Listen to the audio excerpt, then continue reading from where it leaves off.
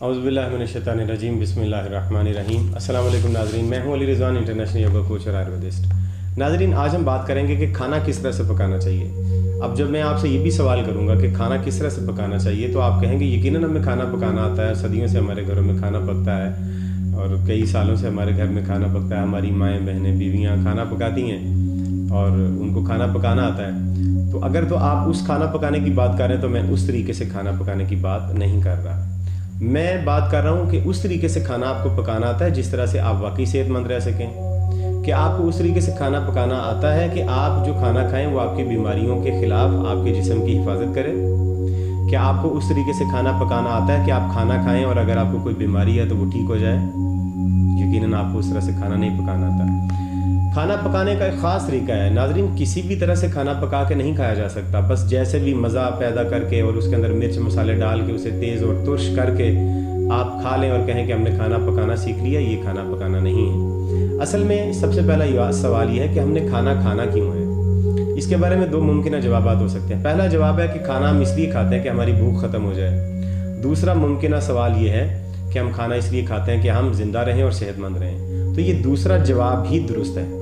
पहला जवाब जो है कि हम खाना इसलिए खाते हैं कि भूख ख़त्म हो जाए, वो जवाब गलत है। क्योंकि जब आप भूख ख़त्म करने के लिए खाएंगे तो फिर आप कुछ भी खा जाएंगे। फिर बाज़ारी खाने भी आप खा जाएंगे, तला भुना जिस तरह का मिर्च मसालेदार मिला आपको, बासी खाना भी मिला आप खा जाएंगे, क्योंकि आप भूख मिटाना चाहते हैं सिर्फ। और अगर आप सेहतमंद रहना चाहते हैं तो उसके लिए आप जो खाना खाएंगे वो बड़ा नपा तुला होगा, वो बड़ा जाँच पड़ताल किया हुआ होगा, वो बड़ा साइंटिफिक तरीके से बना हुआ होगा जो आपको सेहत देगा। आया आपका खाना सेहतमंद होता है? क्या आप सेहतमंद खाना बना के खाते हैं? इन तमाम सवालों का जवाब आज मैं आपको दे रहा हूँ। ये मुख्तसर सी वीडियो है, 3 या 4 मिनट की होगी। इसे आखिर तक देखें और इसी पर आपकी ज़िंदगी और सेहत का दारोमदार है कि आप एक साइंसदान का और एक हकीम का, बहुत बड़े हकीम का एक कौल है कि आप वही कुछ हैं जो कुछ आप खाते हैं। लिहाजा आप जिस तरह का खाना खाते हैं आप उसी तरह के बनेंगे। अगर आपका खाना सिर्फ मज़ेदार होता है, सेहतमंद नहीं होता, तो आप मोटे होंगे, बीमार होंगे, सिर्फ आपका पेट भरेगा लेकिन आपको ज़िंदगी और सेहत नहीं मिलेगी। नाज़रीन, आप वापस आते हैं खाना पकाने की तरफ, वक्त ज़ाया किए बगैर। देखें, खाना अभी जो अमूमन पकाने का तरीकाकार ये है कि पहले मसाले वगैरह डाल के उसे अच्छी तरह से प्याज और लहसुन को, अदरक को भून लिया जाए। उसके बाद फिर उसमें सब्ज़ी डाली जाए और सब्ज़ी डालने के बाद फिर उसे अच्छी तरह से पकाया जाए और बार बार उसमें चम्मच चलाया जाए। 1 घंटा या 45 मिनट लगेंगे और वो खाना आपका सालन पक जाएगा। अभी हम हंडिया पकाने की ही बात कर रहे हैं कि हंडिया रोटी तो आपको पकानी आती है अमूमन। इसके बारे में हम फिर कभी बात करेंगे कि रोटी सही तरीके से कैसे पकाई जाती है। लेकिन आज हम सिर्फ हंडिया की बात करेंगे कि सालन आपको कैसे बनाना है।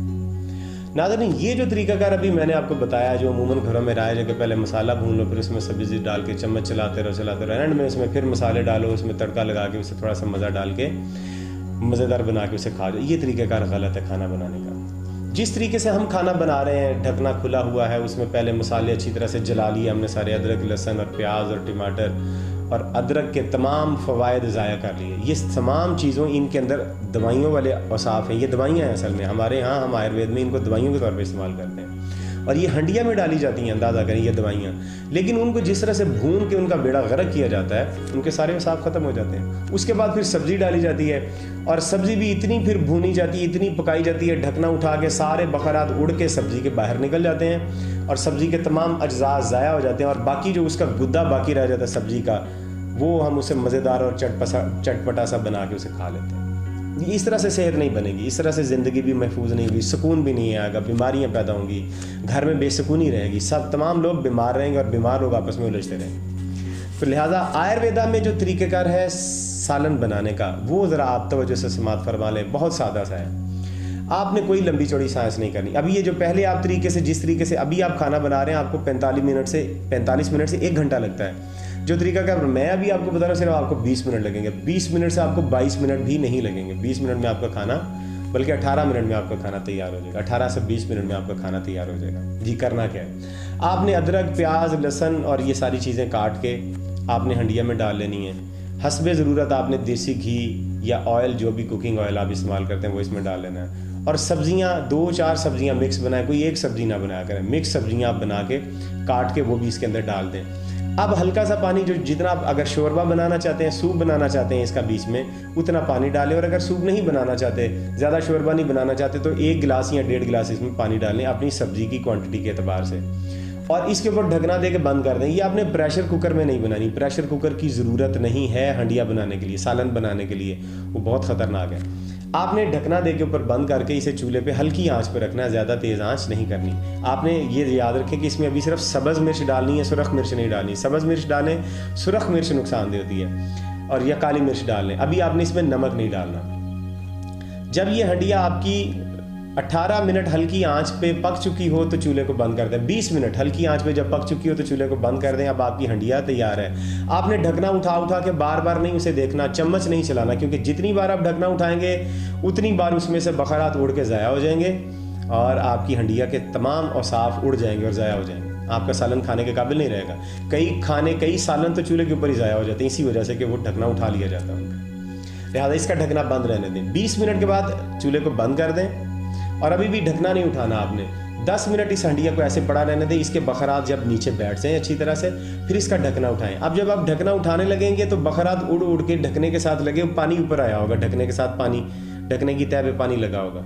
उस पानी को आपने बाहर नहीं गिराना। इसके अंदर बेहतरीन औसाफ हैं, सब्जी के सारे अज्जा इस पानी के अंदर। इस पानी को आपने सालन के ऊपर ही गिराना है और इसको वापस फिर आपने डाल देना है अच्छी तरह से।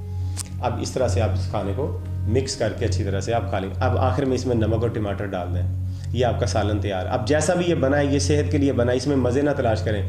मसाले अब जो डालने हैं आप इसमें डालें और इसको अच्छी तरह से सेहत के लिए शुक्र करके अल्लाह का खाएं। आपने अगर इस रूटीन से 1 महीना या 1 हफ्ता भी खाना खाया, आप मुझे दुआएं देंगे और आप इस रूटीन को आप कभी तर्क नहीं कर सकेंगे, पुरानी रूटीन को भूल जाएंगे।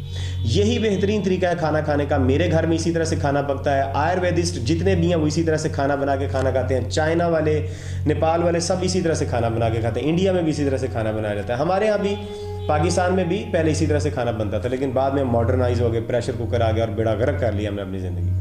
तो लौट आए वापस, इस तरह से सालन बना के ये रोटी के साथ आप खाएंगे।